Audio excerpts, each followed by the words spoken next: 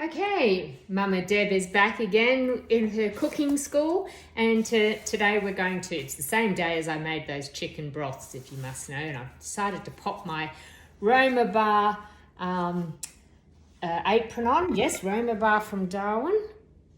You see that there? No looking up my nose. Okay, so I haven't made this one before. The beauty of making soups once you've made your broth is that I like to use anything that's looking like, oh, okay, that's got a couple of days left in the fridge. So, for example, my capsicum that I ordered red from Woolies online and they sent me green as a substitute, starting to get a little wrinkly. So that's going into my soup. I put one onion in. I ordered this week, yesterday from Coles. I thought I was ordering 3 large mushrooms. I actually ordered 3 large bags of mushrooms at about 300 grams each. So I decided I will make mushroom soup this time. But when I make soup, I usually like to add at least 2 vegetables, if not 3. So I've got a cauliflower that's fine, whole cauliflower. So I'm going to probably put about 3/4 of this cauliflower in with my mushrooms, capsicum and onion. So I'll be chopping all that up and putting it into my pot here, and I'll probably saute it, and then that's it. You just saute it in a bit of virgin oil. You can add some flavors like curry and stuff like that if you like. I like to keep things relatively simple so there's no super repeating stuff going on with our indigestion systems these days, but a little bit of curry and chili here and there doesn't hurt. So let me get to it. Okay, so I've got that much mushrooms. The photo that I showed you of the mushrooms, once I started cutting it all up, I decided that was too much, even though I really initially wanted this to be a mushroom soup. That's plenty of mushrooms there. And I'm just going to saute the wrinkly capsicum and half an onion. I put in a bit of salt. If my herb garden was, oh, that's too big. If my herb garden was up and running, I would throw fresh herbs in there.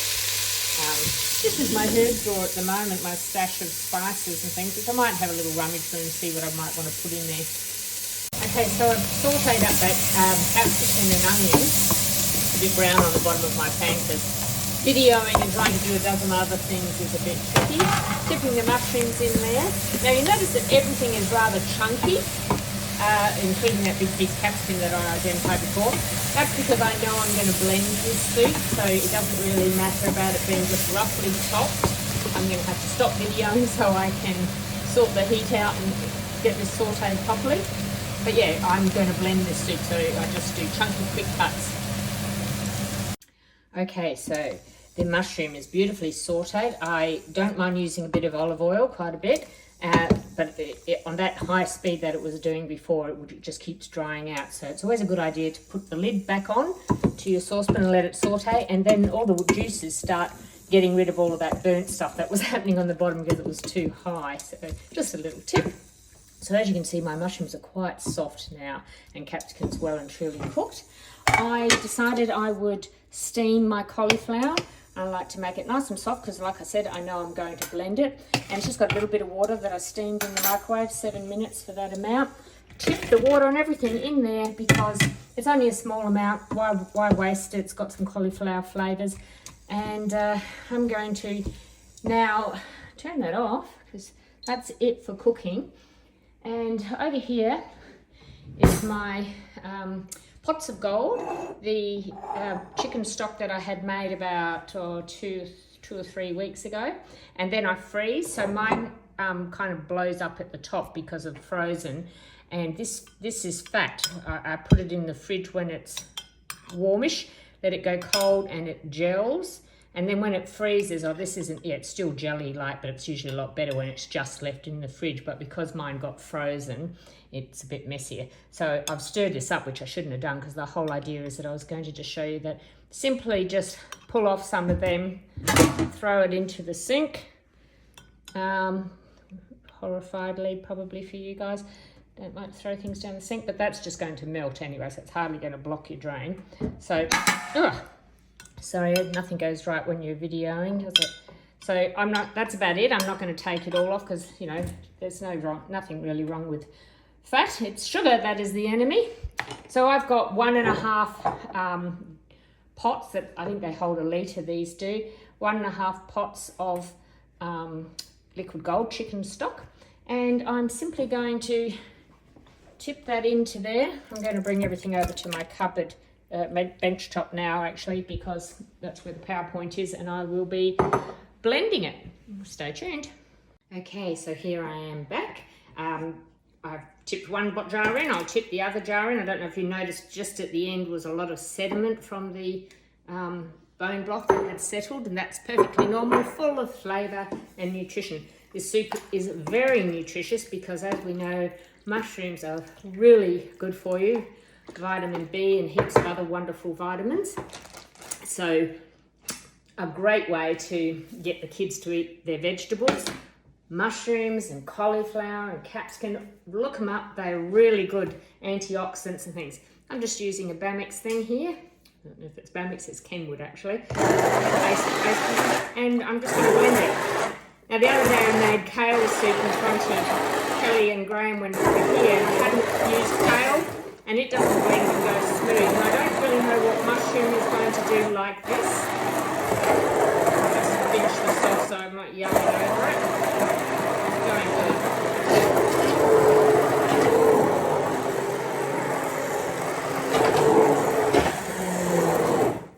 So it's blended.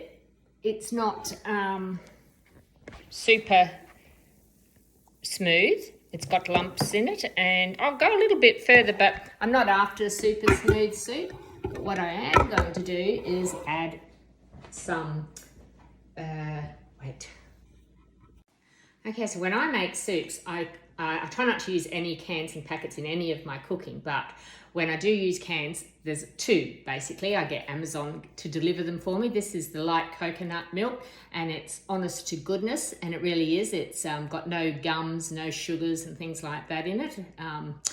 Coconut milk. Now, I don't know if you've used coconut milk, but it's usually got a big lump of settled coconut. Chuck it in, the rest will be runny. That'll all dissolve and everything. So that's going to just, I'll blend that piece of thing up and then heat it up on the stove and probably blend it just a little bit more. I'm pretty happy with it. It's looking great. The coconut milk just gives it that nice creamy taste. And I'm going to add this, but I want to make sure I've got the kind of consistency, whether I want to break down any more mushrooms here, because I want this part to be smooth, and then I'm going to throw in my chunks of chicken that I had made before from the bone broth. The other can that I use if I'm not making a coconut soup is I add tomatoes, because it just adds the bulk. I've now got a pot of soup, as you can see here, a really great big pot of soup, and this will last Dad and I for the week. We have it every day for lunch. Is diced tomatoes, is what I'm trying to tell you. Also honest to goodness, no added salts, no, that one was organic. Yeah, they're both organic. Yes, both organic, no sugars and no nasties in there at all. So I feel good about putting it into my soups and other foods and things. So, and I do the same when I'm making sauces for meats and things. If I'm doing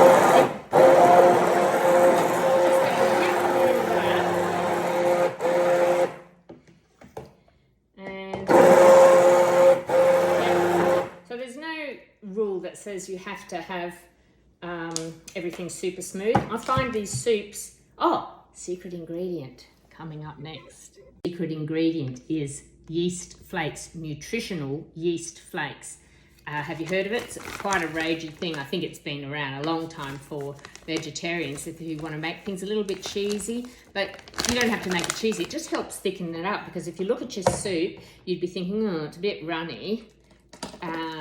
And it's okay to have it like that, but I find if I just put a bit of this in, and literally I don't know how much is a bit, but I'll have a look here for you. I'm just going to tip that out. That's a really good sort of scoop falling over. I'm going to just do a little bit more just because I can. I have another packet. This is a different brand. It's probably the one I buy more often. And I'll just probably tip about another tablespoon or so into it. And that just dissolves and gives it a slightly cheesy taste, but it's not overpoweringly cheesy. But what it does, it just gives it a bit thickening up kind of thing. Not too thick, just right. I put it in all my soups because it's just the best. And I can't believe I forgot to do it, I think, with the kale soup.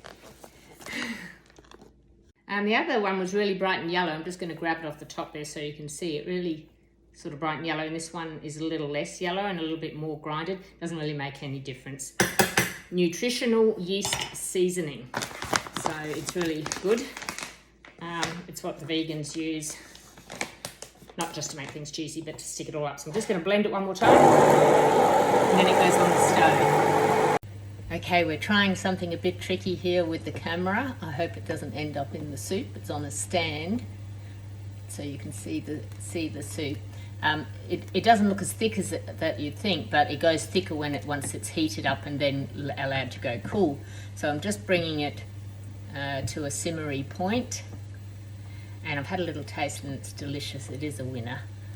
I'm very happy with it. So it's a nice consistency. Like I say, it will thicken up, guarantee it, because of that yeast. It's a bit hard leaning over here like this. I need a chair next. So yes, it's come back to the boil. So let me just turn this down before I have a crisis. So it could simply be a vegetarian soup, which we often do, but then Dad often comes along and spikes it with whatever meat I've roasted during the week and stuff like that, or leftovers, and I find the roast lamb in the vegetable soup. So because I've been making chicken broth and with the chicken wing meat, I'm going to add the chicken that we had. So here's all the chicken meat, just simply throwing it in there, and that's going to make this soup just divine. Oh, it looks a big lump, but it's not. It's just refrigerated. I hope that's not a big lump.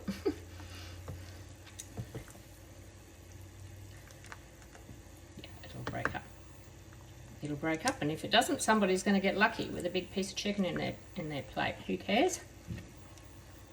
So yeah, that's going to go into our big 2-litre canister, and we just ladle that into soup bowls and take it to work, etc. It's easy to have, especially in winter. So that is my chicken mushroom soup.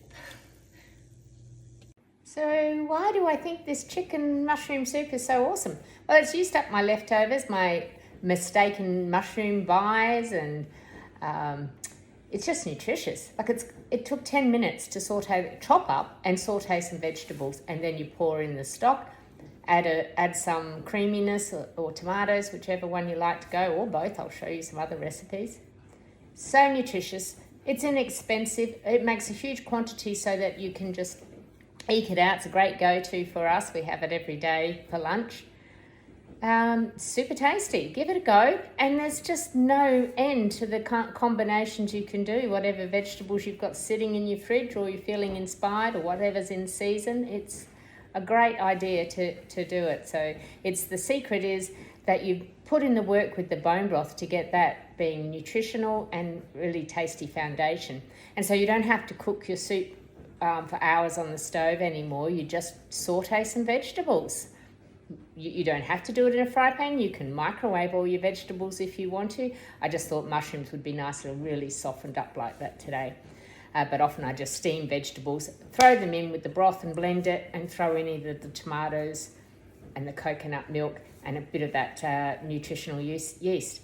10 minutes, I whip up soup without having to do videos for you guys. But I'm happy to do it. I hope it inspires you to, think creatively about what soups you might come up with, and just give it a try, because it's so good. Bye, love yous. Good morning.